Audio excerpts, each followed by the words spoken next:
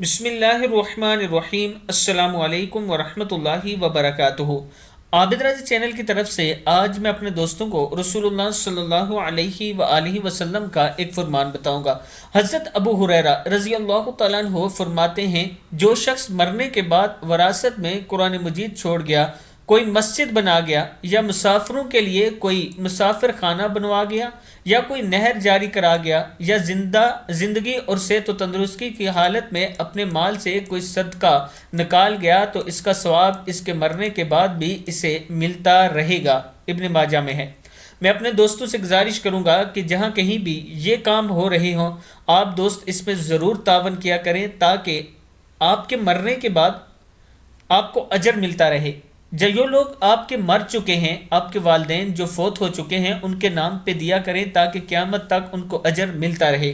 اس video کو آپ دوستوں نے آگے ضرور شیئر کرنا ہے۔ السلام علیکم ورحمۃ اللہ وبرکاتہ۔